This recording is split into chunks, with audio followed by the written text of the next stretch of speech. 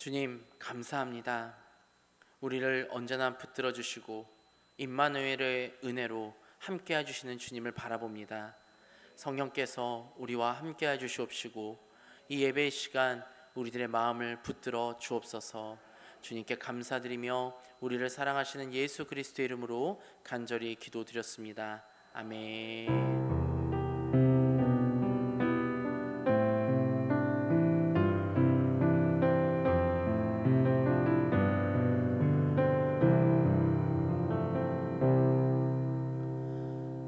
함께 말씀 보겠습니다. 우리 함께 보실 말씀은 이사야서 7장 1절에서 17절 말씀입니다. 이사야 7장 1절에서 17절 말씀을 저희가 교독하도록 하겠습니다. 제가 먼저 읽겠습니다. 우시아의 손자요 요담의 아들인 유다의 아하스 왕 때에 아람의 르신 왕과 르말리아의 아들 이스라엘의 베가 왕이 올라와서 예루살렘을 쳤으나 능히 이기지 못하니라.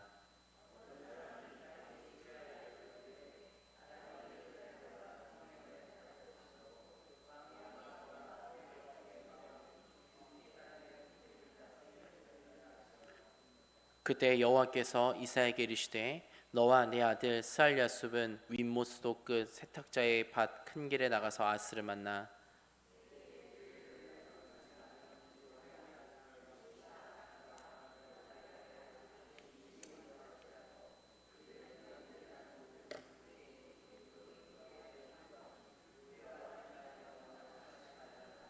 아람과 에브라임과 르말리아의 아들이 악한 꾀로 너를 대적하여 이르기를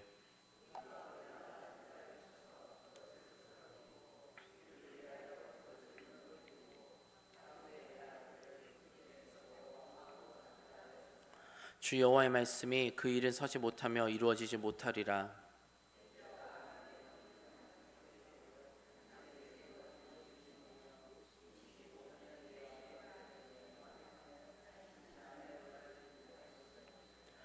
에브라임의 머리는 사마리아요 사마리아의 머리는 르말리아의 아들이니라. 만일 너희가 굳게 믿지 아니하면 너희는 굳게 서지 못하리라 하시니라.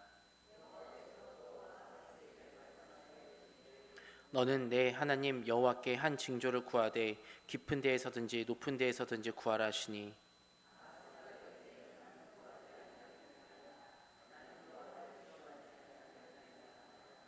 이사야가 이르되 다윗의 집이여 원하건대 들을지어다. 너희가 사람을 괴롭히고서 그것을 작은 일로 여겨 또 나의 하나님을 괴롭히려 하느냐.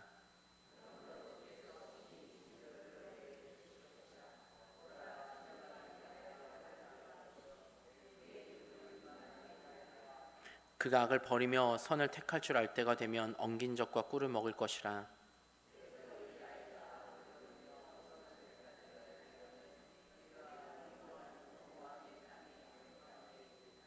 여호와께서 에브라임이 유다를 떠날 때부터 당하여 보지 못한 날을 너와 내 백성과 내 아버지 집에 임하게 하시리니 곧 아수르 왕이 오는 날이니라. 아멘. 네, 오늘은 굳건한 믿음을 가지고라는 제목의 말씀으로 우리 함께 나눠보도록 하겠습니다.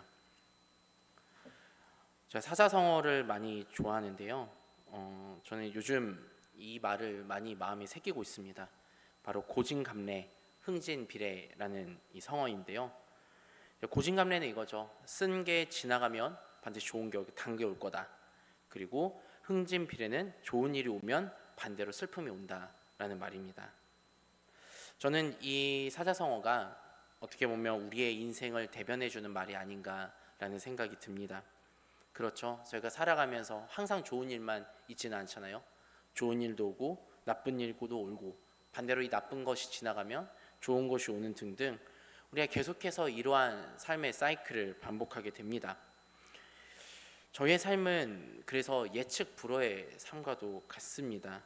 그러다 보니 저희가 앞일을 생각하고 또 앞으로의 인생을 생각하면서 희망차고 밝은 미래를 꿈꾸시는 분들도 있지만 많은 분들은 두려움을 가지고 살아갈 것입니다. 어찌 보면 이것은 되게 당연한 일이라고 생각합니다. 저 역시도 앞에 일을 여러 가지 생각하면서 좋은 일이 있을 거라는 어떤 기대도 있지만 동시에 불확실한 미래에 대한 염려와 걱정과 근심을 하며 또한 지내고 기도할 때가 많이 있습니다. 그러나 저희는 늘 두려움 가운데서만 살 수는 없죠. 우리가 매일매일이 두려움과 염려만 있다면 어떨까요? 아마 머리가 터져버릴지도 모를 것 같습니다. 그러나 저희는 그리스도 안에서 그런 두려움과 염려를 넘어서서 우리가 믿음으로 하나님을 바라보며 살아가야 된다는 것이죠. 오늘 저희가 함께 본 말씀은 이사야서입니다. 이 이사야서는 66장으로 매우 긴 그런 장으로 구성이 되어 있고요. 선지자 이사야가 이제 쓴 글로서 총 세 부분으로 나뉘게 됩니다. 1장부터 39장까지가 제1 이사야서이고요. 또 40장부터 55장이 제2 이사야서고요. 56장부터 66장이 제3 이사야서로 총 세 부분으로 나뉘게 됩니다. 그래서 이 제1 이사야서는 우시야, 요담, 아하스, 히스기야 왕의 이야기가 담겨 있고요. 제2 이사야서는 남유다 백성들의 바빌론 포로 생활과 또 페르시아의 확장에 대해서 이야기를 하고 있습니다. 그리고 마지막 제3 이사야서는 백성들의 포로 귀환과 예언과 심판에 대해서 다루고 있습니다. 이 이사야서는 남유다의 멸망, 포로기, 그리고 그 포로 해방기를 통해 하나님께서 이스라엘 백성들에게 어떻게 임하셨고 이들을 어떻게 이끄셨는지, 또한 앞으로 다가오실 메시아에 대해서 말씀하고 있습니다. 오늘 저희가 본 이 말씀은 제1 이사야서로 아하스 왕 시대 이야기를 다루고 있습니다. 우선 이 아하스 왕은 우시야 왕의 손자이고 요담 왕의 아들인데요. 이 우시야 왕과 요담 왕은 하나님을 잘 섬겼습니다. 근데 반면에 아하스 왕은 하나님을 잘 섬기지 않았습니다.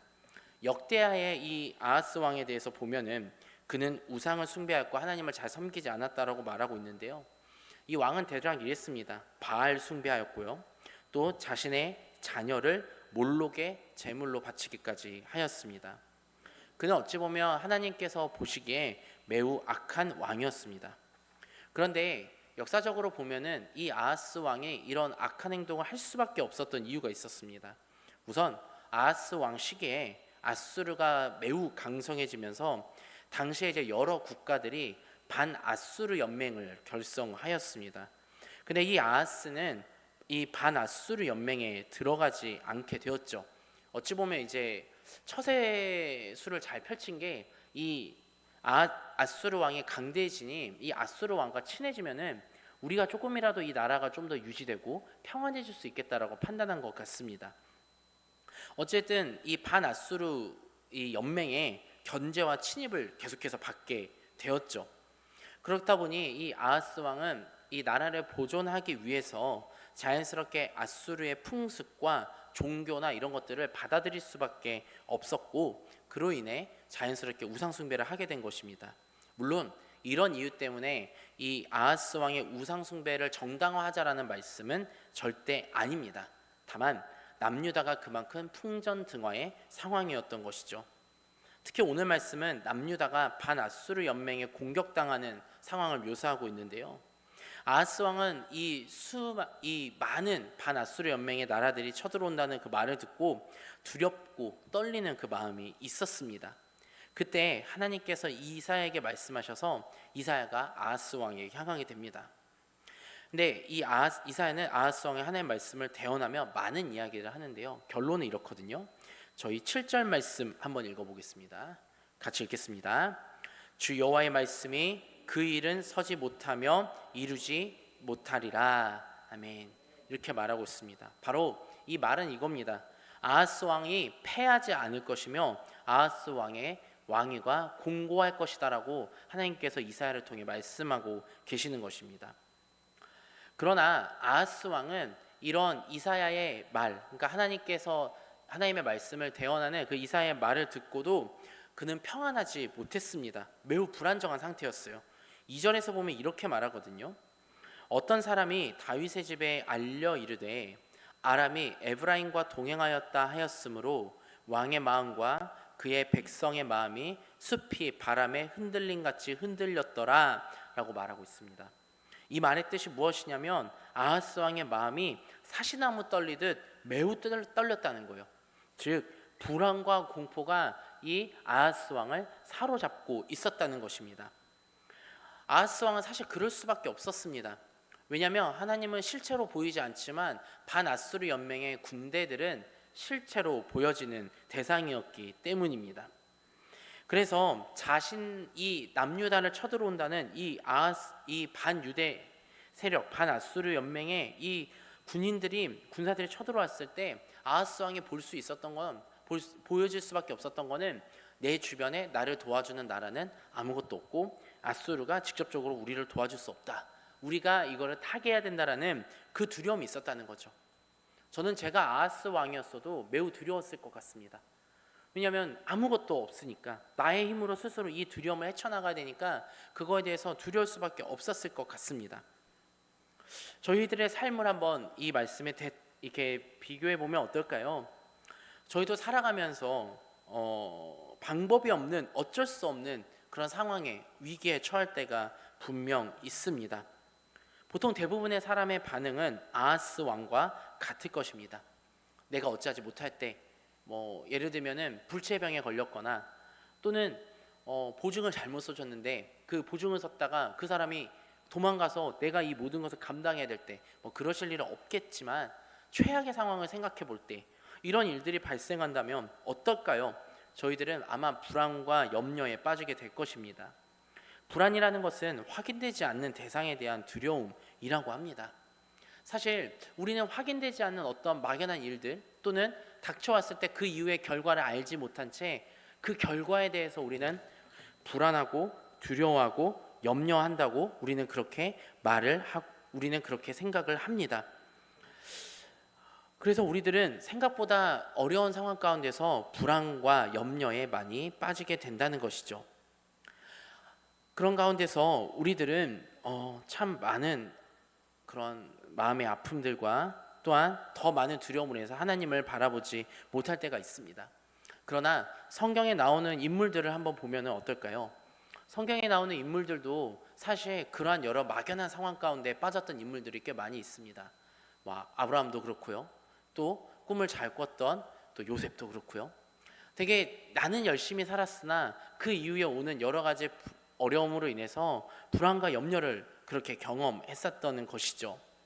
그러나 그러한 성경의 인물들이 달랐던 것은 한 가지 소망이 있었습니다.